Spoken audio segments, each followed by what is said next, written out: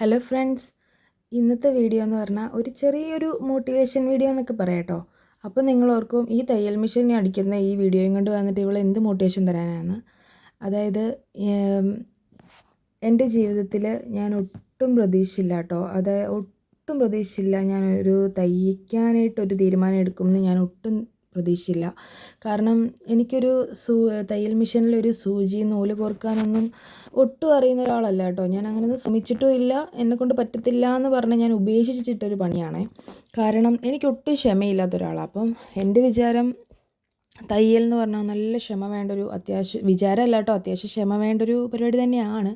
പക്ഷേ അതിലൊക്കെ ഉപരി നമ്മുടെ മനസ്സിലൊരു ആഗ്രഹമാണ് കേട്ടോ ആദ്യം വേണ്ടത്. അങ്ങനെ നോക്കുമ്പോഴത്തേക്കും ഞാൻ എടുത്തൊരു തീരുമാനമാണ് ഞാനൊരു ഫാഷൻ ഡിസൈനിങ് കോഴ്സ് ചെയ്യാൻ എന്നുള്ളത്. ആദ്യമേ തയ്ക്കാൻ അത്യാവശ്യം പഠിക്കാം എന്നുള്ളൊരു ഇതിലാണ്, അതായത് എൻ്റെ ഡ്രസ്സൊക്കെ എനിക്ക് തയ്ക്കണം, അങ്ങനെ ഒരു ആഗ്രഹത്തിലാണ് ഞാനിങ്ങനെ തയ്ക്കാം എന്നൊരു തീരുമാനം എടുത്തത്. അതെന്തുകൊണ്ടും നല്ലൊരു തീരുമാനം തന്നെയായിരുന്നു.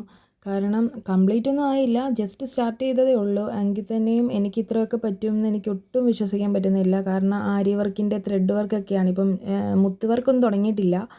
എന്നെങ്കിൽ പോലും എന്നെക്കൊണ്ടത് ചെയ്യാൻ പറ്റുന്നുണ്ട് കേട്ടോ. അത് തന്നെ എനിക്ക് വളരെ സന്തോഷമുള്ളൊരു കാര്യമാണ്. കാരണം നിങ്ങൾക്കിതൊന്നും കാണുമ്പോൾ വലിയ കാര്യമായിട്ട് തോന്നത്തില്ലായിരിക്കും, പക്ഷേ എനിക്കിത് വലിയ കാര്യമാണ് കേട്ടോ. കാരണം ആദ്യം ഞാൻ പഠിക്കുമ്പോൾ എനിക്ക് ആദ്യം എനിക്ക് എന്നെക്കൊണ്ട് പറ്റത്തില്ല എന്ന് തോന്നിയൊരു കാര്യമാണ്. പക്ഷേ അതെനിക്ക് മുമ്പോട്ട് പോകുന്തോറും നന്നായിട്ട് ചെയ്യാൻ തന്നെ പറ്റുന്നുണ്ട്.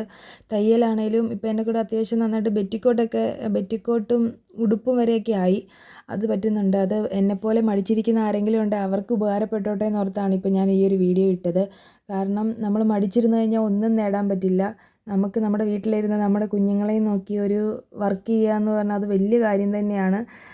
ഇപ്പം ഒത്തിരി വിദ്യാഭ്യാസം ഉണ്ടായിട്ട് നമുക്ക് കുഞ്ഞുങ്ങളെ നോക്കി വീട്ടിൽ ഇരിക്കാൻ പറ്റുന്ന ഒത്തിരി പേരുണ്ട്. കാരണം കുഞ്ഞുങ്ങളുടെ കാര്യം കൊണ്ട് നമുക്ക് ജോലിക്ക് പോകാൻ പറ്റാത്ത ഒത്തിരി പേരുണ്ട്. അങ്ങനെയുള്ളവർക്കൊക്കെ ഇതൊരു നല്ല ഹെൽപ്ഫുള്ളാണ് കേട്ടോ. കുട്ടികളെ നോക്കുകയും ചെയ്യാം, നമുക്ക് നമ്മുടെ വർക്ക് ചെയ്യുകയും ചെയ്യാം. അതാണ് ഇതുകൊണ്ടുള്ള ഉപകാരം. എന്നെപ്പോലെ ചിന്തിക്കുന്നവർക്ക് ഈ വീഡിയോ ഉപകാരപ്പെടുമെന്ന് വിചാരിക്കുന്നു. ഇഷ്ടമായ സപ്പോർട്ട് ചെയ്യണേ. താങ്ക്